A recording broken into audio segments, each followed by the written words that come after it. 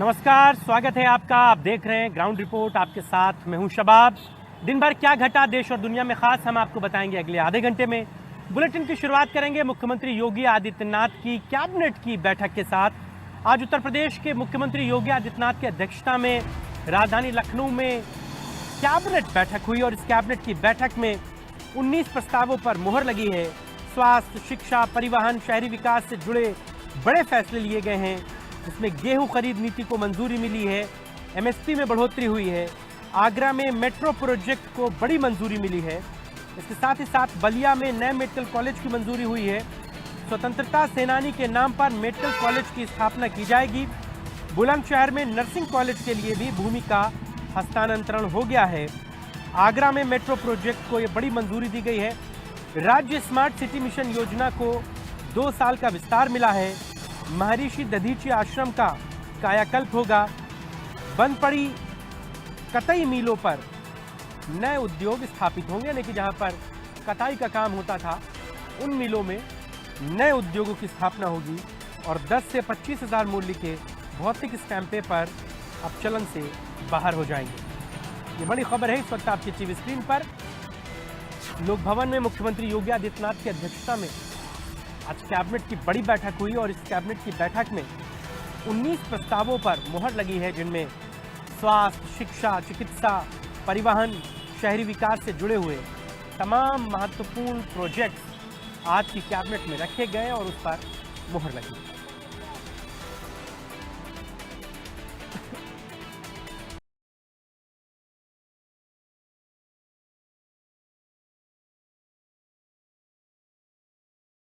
बड़ी खबर आपको बता रहे हैं, इस वक्त हम राजधानी लखनऊ के लोक भवन में कैबिनेट की बैठक हुई और इस कैबिनेट की बैठक में 19 प्रस्तावों पर मुहर लगी।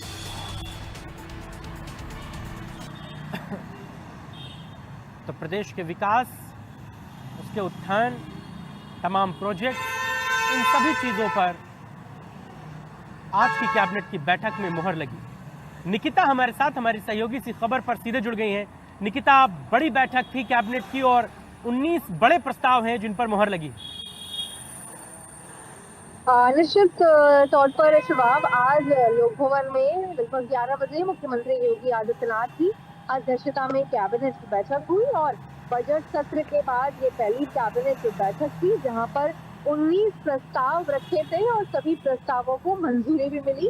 आपको बता दें कि जिस तरीके से जनपद बलिया में मेडिकल कॉलेज हेतु निःशुल्क भूमि चिकित्सा शिक्षा विभाग के हस्तांतरण प्रस्ताव को मंजूरी दी गई, साथ ही जनपद बुलंदशहर में नर्सिंग कॉलेज निर्माण हेतु निःशुल्क भूमि चिकित्सा शिक्षा विभाग के हस्तांतरण प्रस्ताव को भी मंजूरी दी गई। साथ ही साथ अगर मैं बात करूं, जिस तरीके से Uttar Pradesh metro rail corporation की जो आगरा मेट्रो सेवा है, उद्यान और खाद्य प्रसंस्करण विभाग की भूमि को आवास और साथ ही साथ शहरी नियोजन विभाग को निःशुल्क हस्तांतरण प्रस्ताव को यहाँ पर मंजूरी मिली। साथ ही Uttar Pradesh metro rail corporation की आगरा मेट्रो रेल परियोजना के दूसरे कॉरिडोर को मेट्रो डिपो गृह विभाग की भूमि का आवास शहरी नियोजन विभाग के पक्ष में निःशुल्क हस्तांतरण प्रस्ताव था, उसको भी मंजूरी मिली। साथ ही साथ आपको बताते चले कि जिस तरीके से गेहूं का समर्थन जो मूल है वो यहाँ पर घोषित हुआ कि जिस तरीके से 2425 पर क्विंटल से जो खरीद होगी और 17 मार्च 2025 से 15 जून 2025 तक 6500 के केंद्र स्थापित किए जाएंगे, इनकी खरीद होगी। तो लगभग ऐसे 19 प्रस्ताव थे जिसको कैबिनेट में आज मंजूरी मिली। लगातार उत्तर प्रदेश की अगर मैं बात करूं, विकास की ओर हमेशा रहता है और सरकार की भी यही मंशा होती है कि किस तरीके से उसे उत्तम प्रदेश बनाया जाए। तो जितने भी बड़े डिपार्टमेंट थे बजट के दौरान, जहां पर भी जिन विभागों में बजट तय हुआ था वो कैसे सक्रियता से काम करें, उसको अलग अलग और साथ ही जनता से रिलेटेड मुद्दे, साथ ही लोगों को सुविधा देना, इन सभी मुद्दों पर आज चर्चा हुई, जिसमें से 19 प्रस्तावों को आज मोहर लगी कैबिनेट बैठक में। ठीक है निकिता, ठीक है, बहुत शुक्रिया इस पूरी बातचीत के लिए, तफसील से तमाम डिटेल हमारे दर्शकों तक पहुंचाने के लिए। अगली खबर अलीगढ़ से आपको बताएंगे, जहां पर अलीगढ़ मुस्लिम विश्वविद्यालय के भीतर मंदिर बनाए जाने को लेकर के भारतीय जनता पार्टी की मुस्लिम नेता रूबी खान ने मुख्यमंत्री और प्रधानमंत्री को पत्र लिखने की बात की है। बीजेपी की नेता रूबी खान ने कैंपस के भीतर मंदिर बनवाने की मांग की है। कैंपस में हिंदू छात्रों के लिए मंदिर बनवाया जाए। मामले को लेकर उन्होंने कहा है कि वो प्रधानमंत्री और मुख्यमंत्री को पत्र लिखेंगी। रूबी खान के बाद अब मौलाना इब्राहिम हुसैन ने भी इसी बाबत आवाज़ उठाई है। इब्राहिम हुसैन ने भी एमयू कैंपस के अंदर मंदिर बनवाने की मांग की है। कैंपस में हिंदू छात्रों के लिए मंदिर होना चाहिए। बड़ी खबर है इस वक्त आपकी टीवी स्क्रीन पर अलीगढ़ मुस्लिम विश्वविद्यालय से, जहां पर भारतीय जनता पार्टी के नेता रूबी खान ने मांग की है कि एमयू कैंपस में मंदिर होना चाहिए। उनके साथ ही साथ इब्राहिम हुसैन एक और भाजपा के नेता हैं, इन्होंने भी एमयू कैंपस में मंदिर बनाए जाने की मांग उठाई है। कहा है कि हिंदू छात्रों के लिए मंदिर बनवाया जाना चाहिए।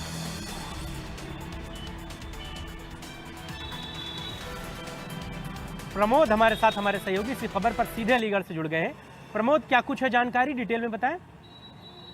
तब आप देखिए, अलीगढ़ मुस्लिम यूनिवर्सिटी जो कैंपस है उसका दायरा कई किलोमीटर के दायरे में है और इस दायरे में लगभग 4000 हिंदू छात्र छात्राएं तालीम हासिल करते हैं। ऐसे में जो मुस्लिम छात्र हैं उनके लिए हर हॉस्टल, हर फैकल्टी में मस्जिद अवेलेबल है, यानी वो अपनी नमाज हर मस्जिद और हर फैकल्टी में अदा कर सकते हैं। ऐसे में जो हॉस्टलों में रहने वाले हिंदू तलबा हैं जो तालीम हासिल करते हैं, उन लोगों के लिए सबसे बड़ी दिक्कत ये है कि वो पूजा अर्चना करने के लिए कैंपस से कई किलोमीटर दूर उन लोगों को जाना पड़ता है। चूंकि अलीगढ़ मुस्लिम यूनिवर्सिटी कैंपस में ट्रांसपोर्ट की भी बड़ी दिक्कत है।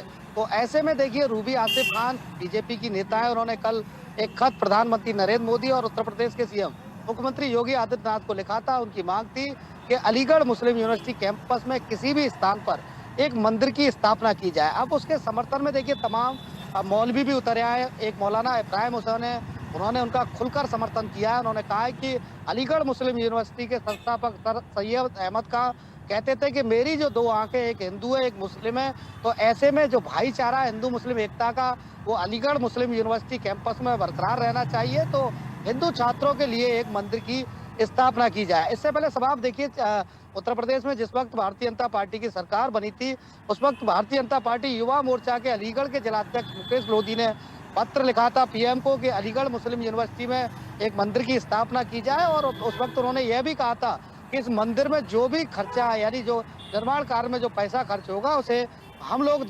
देंगे।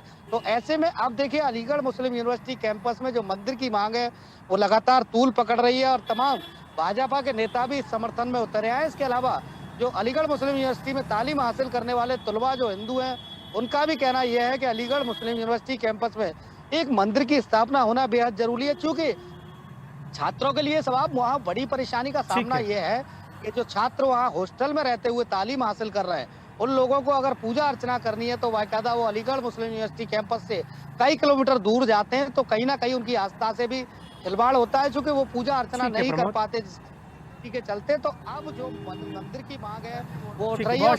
बहुत शुक्रिया इस पूरी बातचीत के लिए। आप नजर बनाए रखिए खबर पर, आगे जो भी अपडेट्स होंगे फिर आपके पास लौटेंगे।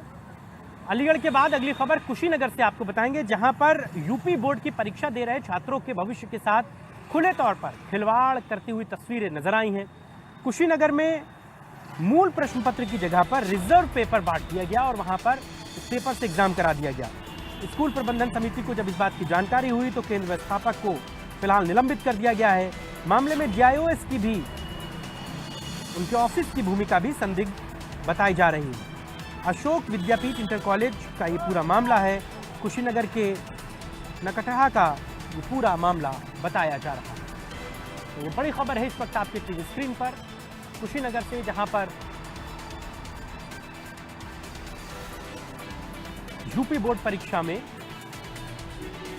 मनीष हमारे साथ, हमारे सहयोगी इसी खबर पर ज्यादा जानकारी दे रहे हैं। मनीष, किस पाली का पेपर था, हाई स्कूल या इंटर, और क्या कुछ अभी अपडेट है इस खबर पर? जी, मैं आपको बता दूं, ये पूरा मामला नकटहा मिश्र स्थित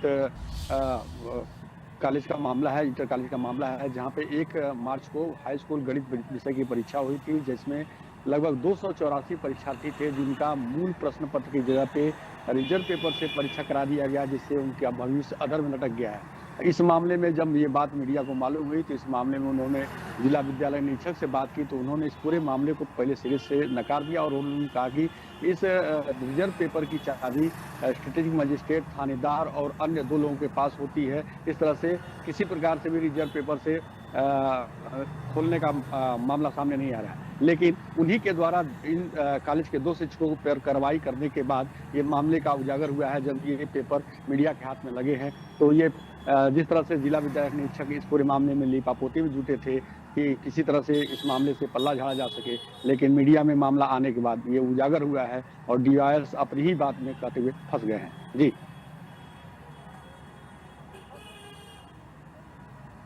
ठीक है मनीष, बहुत शुक्रिया इस पूरी बातचीत के लिए। आप नज़र बना रखिए खबर पर, आगे भी जो अपडेट्स होंगे फिर लौटेंगे। अगली खबर आपको संभल से बताएंगे। होली से पहले घर घर गुलाल बांटा जा रहा है और इस गुलाल को बांटे जाने में विश्व हिंदू परिषद के जिलाध्यक्ष अनंत अग्रवाल सबसे आगे हैं। जय श्री राम के जयकारों के साथ गुलाल बांटा जा रहा है और 46 साल बाद विशेष होली का संभल में आयोजन होने जा रहा है। कार्तिकेय महादेव मंदिर पर विशेष होली का आयोजन किया जाएगा। विश्व हिंदू परिषद के जिलाध्यक्ष अनंत अग्रवाल के नेतृत्व में अभियान चलाया जाएगा।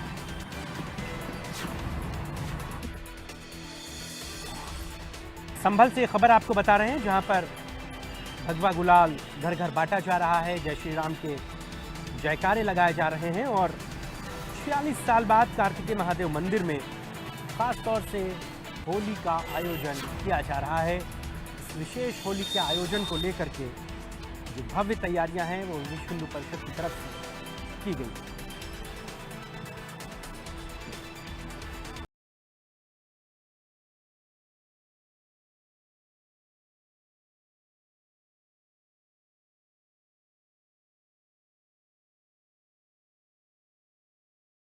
संभल से खबर हम आपको बता रहे हैं, जहां पर होली से पहले हर घर तक गुलाल बांटा जा रहा है विश्व हिंदू परिषद की तरफ से। और इस बार कार्तिकेय महादेव मंदिर में होली पर खास आयोजन किए जाएंगे। 46 साल के बाद स्पेशल अरेंजमेंट्स होली के लिए वहां पर देखने को मिलेंगे और इस खुशी में विश्व हिंदू परिषद की तरफ से हर घर तक गुलाल पहुंचाया जा रहा है, बांटा जा रहा है और ज़्यादा से ज़्यादा लोगों से इस आयोजन में शामिल होने की अपील भी की जा रही है। फिरोज हमारे साथ, हमारे सहयोगी इसी खबर पर संभल से सीधे जुड़ गए। फिरोज, क्या है पूरी खबर? आपको बता दें, जनपद संभल के अंदर इस समय जो होली का पर्व मनाया जा रहा है बड़े ही धूमधाम के साथ मनाया जा रहा है। साथ ही पुलिस प्रशासन पूरी तरीके से अलर्ट है। हर्षोल्लास के साथ होली का पर्व मनाया जा रहा है। इसी को लेकर हिंदू संगठनों के द्वारा अलग अलग मोहल्लों, अलग अलग जगह संभल के अंदर गुलाल और रंग बांटे जा रहे हैं घर घर जाकर। जिस तरीके से हर घर तिरंगा यात्रा के दौरान तिरंगा बांटा गया था, इसी तरीके से आज होली पर जो संगठन के कार्यकर्ता हैं, पदाधिकारी हैं, उनके द्वारा घर घर जाकर गुलाल और रंग बांटे जा रहे हैं। साथ ही होली की शुभकामनाएं भी दी जा रही हैं। वहीं आपको बता दें कि जिला प्रशासन और पुलिस प्रशासन पूरी तरीके से अलर्ट मोड पर है। साथ ही पुलिस अधीक्षक कृष्ण कुमार बिश्नोई द्वारा संभल के अंदर अति संवेदनशील होने के कारण वहां पर पीएसी व आरआरएफ के जवान सहित स्थानीय पुलिस बल तैनात है। और फिरोज, चूंकि होली वाले दिन शुक्रवार भी है, जुमे की नमाज भी होगी, संभल में हाई अलर्ट है, ऐसे में किस तरीके के दिशा निर्देश पुलिस प्रशासन की तरफ से आम लोगों को दिए जा रहे हैं और कैसे वहां पर चीज़ों को मॉनिटर किया जा रहा है? शबाब जी, आपको बता दें, जिस तरीके से संभल क्योंकि अलर्ट मोड पर है, जिस तरीके से 24 नवंबर को संभल के अंदर हिंसा घटती है, आगजनी होती है, पथराव होते हैं, 4 लोगों की जान जाती है, उसी को लेकर लगातार जिला प्रशासन और पुलिस प्रशासन जो पीस कमेटी की बैठक है, जो स्थानीय लोग हैं, सामाजिक लोग हैं, साथ ही सभी धर्म गुरुओं से भी लगातार बातचीत कर रही है। साथ ही जो पुलिस अधीक्षक हैं कृष्ण कुमार बिश्नोई और जिला अधिकारी डॉक्टर राजेंद्र पेशिया द्वारा सभी लोगों से बातचीत कर कर उनकी सहमति पर जो जुमे की नमाज का टाइम है वो 2 बजे के बाद का रखा गया है।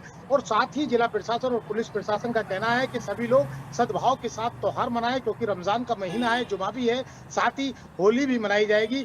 इसके अलावा जो शरारती तत्व है, असामाजिक तत्व है, उनके ऊपर पूरी तरीके से निगाह बनाई हुई है पुलिस प्रशासन। और अगर कोई भी व्यक्ति जिले का, संभल का माहौल खराब करने की सोचता भी है और अगर पुलिस को भनक लग जाती है तो उसके खिलाफ बड़ी कार्रवाई की जाएगी।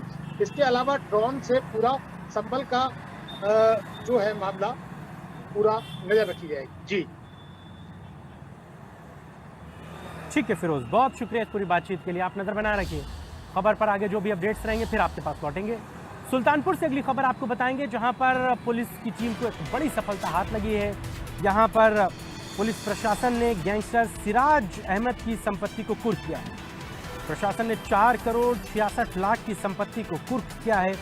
भुलकी, लोलेपुर समेत कई इलाकों में इन संपत्तियों को कुर्क किया गया है। पुलिस ने मुनादी करवाकर कुर्की की कार्रवाई की है। मौके पर सीओ, तहसीलदार, लेखपाल मौजूद रहे। जिला मजिस्ट्रेट के आदेश पर यह कुर्की की कार्रवाई की गई है। तो बड़ी खबर है सुल्तानपुर से आपके टीवी स्क्रीन पर। गैंगस्टर सिराज अहमद की संपत्ति को आज कुर्क कर लिया गया। लगभग 4 करोड़ 66 लाख रुपए की संपत्ति को आज जिला प्रशासन ने कुर्क कराया। भुलकी, लोलेपुर समेत कई इलाकों में ये संपत्तियां थीं, जिनको आज पुलिस ने मुनादी करवा के कुर्क की कार्रवाई को कराया है। इस मौके पर स्थितियों को देखते हुए सीओ, तहसीलदार, लेखपाल समेत तमाम अमला मौजूद रहा।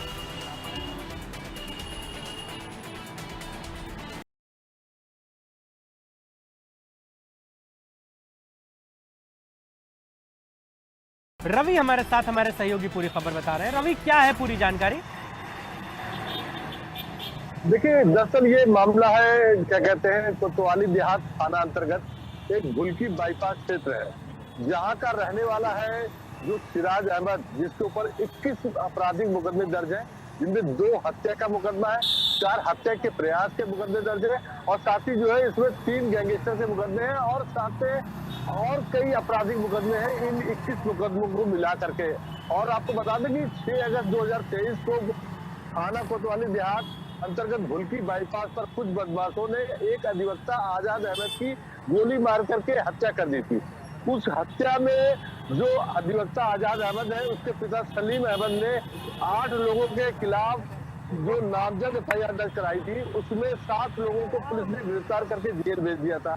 लेकिन उनमें जो ये सिराज अहमद है, ये तब से 1.5 साल से लगातार फरार चल रहा है। हालांकि अभी जब 4 मार्च को आईजी प्रवीण कुमार अयोध्या मंडल अयोध्या जब सुल्तानपुर आए थे, तो इंडिया न्यूज ने प्रमुखता से उनसे सवाल किया था कि अभी भी बहुत से ऐसे अपराधी हैं जो पुलिस की पकड़ से दूर है। और आपको बता दें कि 1.5 साल से फरार होने की वजह से इस सिराज अहमद पर 1 लाख का इनाम भी पुलिस ने घोषित कर दिया है। और जिस तरह से ये प्रमुखता से सवाल उठाने के बाद आईजी प्रवीण कुमार से जब बात की गई, तो उन्होंने कहा कि ऐसा नहीं है, बहुत से इनामिया बदमाश गिरफ्तार भी किए गए हैं और जो नहीं गिरफ्तार किए गए हैं उनके खिलाफ 173A से लेकर जो और सारी कार्रवाई है वो की जा रही है। और इसी क्रम में अभी 2 दिन पहले जिला मजिस्ट्रेट न्यायालय सुल्तानपुर के के जो क्रम है, वो गैंगस्टर एक्ट के तहत आज ये बड़ी कार्रवाई की गई है, जिसमें 4 करोड़ 66 लाख 11,300 रुपए की जो सिराज अहमद की अपराध एवं अपराधियों से जो अर्जित संपत्ति है, वो आज जिला प्रशासन ने ये कुर्क की है। और इस कुर्की के लिए प्रशासन आज सुबह से ही पूरे फोर्स के साथ तैयार था। और इस कुर्की में रवि, शुक्रिया इस पूरी बातचीत के लिए, शुक्रिया इस पूरी बातचीत के लिए। आप नजर बनाए रखिए, आगे भी जो अपडेट्स होंगे फिर आपके पास लौटेंगे। अगली खबर देहरादून से। देहरादून के विकासनगर में आज मदरसों पर एक्शन दिखा। 6 मदरसों को आज बंद कराया गया। ये बड़ी खबर है आपकी टीवी स्क्रीन पर। विकासनगर के सहसपुर इलाके में 6 मदरसों को सील किया गया। अवैध मदरसों पर एक्शन लगातार जारी है। प्रशासन की संयुक्त टीम ने ये कार्रवाई की है और कार्रवाई को लेकर मुस्लिम समुदाय का प्रदर्शन भी देखने को मिला है। फिलहाल विकासनगर में पुलिस फोर्स तैनात कर दी गई है। मुस्लिम समुदाय के हजारों लोग इन मदरसों को सील किए जाने के विरोध में सड़कों पर उतरे।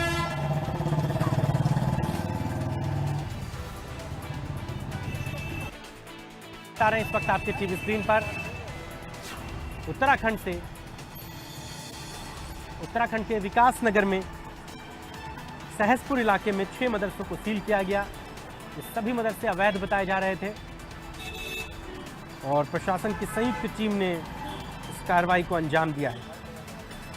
कार्रवाई के खिलाफ मुसलमानों का प्रदर्शन भी हालांकि देखने को मिला, लेकिन प्रशासन की मौजूदगी में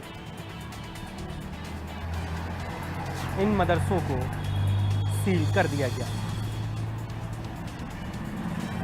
तो बड़ी खबर है इस वक्त आपके टीवी स्क्रीन पर। तो बड़ी खबर आपको बता रहे हैं, सहसपुर में 6 मदरसों को सील किया गया है। ये सभी मदरसे अवैध रूप से चल रहे थे और हालांकि इस कार्रवाई का विरोध भी मुस्लिम समुदाय की तरफ से देखने को मिला।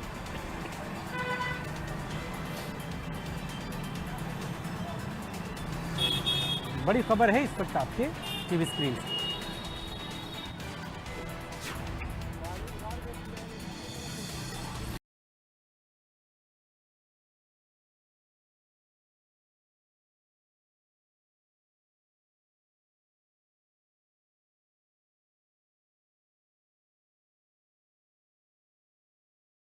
सचिन हमारे साथ, हमारे सहयोगी देहरादून से सीधे जुड़ गए। सचिन, क्यों इन मदरसों को सील किया जा रहा है? क्या अवैध है इन मदरसों में? देखिए, सबसे बड़ी बात यह है कि जिस तरीके से साफ तौर से सरकार ने कहा हुआ है, उत्तराखंड की हम बात करें, कि कोई भी गलत कार्य उत्तराखंड में नहीं होने दिया जाएगा। जिस तरीके से जो है अवैध जो मदरसे है, यानी अवैध मतलब जिस तरीके से ना किसी का कागज है ना किसी की परमिशन है, तो कहीं ना कहीं इस पर जो है सरकार की पहल है। लगातार जिस तरीके से सरकार की बात करी जाए, प्रशासन की बात करी जाए, लगातार जिस तरीके से देहरादून के करीबन यहाँ से विकास नगर करीबन 40 किलोमीटर होगा, तो कहीं ना विकास नगर में जो है जिस तरीके से जो है अवैध मदरसों को लेकर जो है लगातार सरकार का एक्शन जारी है, लगातार जिस तरीके से कार्रवाई चल रही है, तो कहीं ना कहीं जिस तरीके से साफ तौर से मुख्यमंत्री के निर्देश है कि कोई भी अगर गलत तरीके से कोई भी कार्य होता है उत्तराखंड के अंदर, तो बिल्कुल भी बर्दाश्त नहीं किया जाएगा। जिस तरीके से जो है मुस्लिम संगठन है, उन्होंने भी कहा है कि ठीक है भाई, जिस तरीके से सचिन, एक लाइन में मुझे ये समझाइए, इन मदरसों में अवैध क्या है? इनके पास जमीन के कागज नहीं है या ये बिना अथॉरिटी के मदरसे चल रहे हैं, इनका कहीं से अप्रूवल नहीं है? देखिए, जिस तरीके से मैं आपको बताना चाहूंगा कि मैं आपकी बात पूरी कर रहा हूँ। जिस तरीके से जो है साफ तौर से कहा जा सकता है कि कुछ मदरसे ऐसे हैं उनके पास जो है अपने कोई डॉक्यूमेंट नहीं है, यानी मदरसे को बना दिया है लेकिन सरकार की कोई परमिशन नहीं है, तो कहीं ना कहीं उनको अवैध माना जाएगा। और साथ ही जो है साफ तौर से सरकार ने कहा हुआ है कि जिस तरीके से जो है चाहे जमीन वाले मामले हो या मदरसे वाले मामले हो, क्योंकि कागज पूरे ना होने के कारण जो है जो अवैध तरीके से, मैंने आपको शुरू में बताया कि अवैध तरीके से जिनके पास जो है अपने डॉक्यूमेंट्स नहीं है, कोई कागज नहीं है, तो सरकार उनके खिलाफ लगातार कार्रवाई कर रही है। जिस तरीके से क्योंकि जो अक्सर जो मदरसे हैं उनमें जो है जो अधिकांश जो मदरसे अवैध तरीके से चलाए जा रहे हैं, तो कहीं सुनने में ये भी आया था कि जानकारी के अनुसार जो है उनमें जो है अवैध तरीके के साथ साथ जो है फंडिंग भी की जा रही है। तो सरकार ने जो जांच का विषय है, और सबसे बड़ी बात यह है कि जिन मदरसों पे जो है कागज जिस तरह के डॉक्यूमेंट्स नहीं मिल रहे हैं, सरकार की परमिशन नहीं मिल रही है और जिलाधिकारी की परमिशन नहीं मिल रही है, तो उनके खिलाफ जो है लगातार जो है सरकार जो है कार्य कर रही है, साथ ही जो है प्रशासन भी काम कर रहा है। जिस तरीके से आपने देखा होगा कि आज की बात कर जाए, कल की बात करें, ठीक है सचिन, ठीक है, थोड़ी वक्त की कमी है। बहुत शुक्रिया इस पूरी बातचीत के लिए, धन्यवाद। आप नजर बना रखिए, खबर पर आगे भी जो अपडेट्स रहेंगे फिर आपके पास लौटेंगे। फिलहाल इन्हीं खबरों के साथ ही ग्राउंड रिपोर्ट में आज के लिए बस इतना ही। मुझे और मेरी पूरी टीम को दीजिए इजाजत। देश और दुनिया की तमाम खबरों के लिए देखते रहिए इंडिया न्यूज़ उत्तर प्रदेश उत्तराखंड। नमस्कार।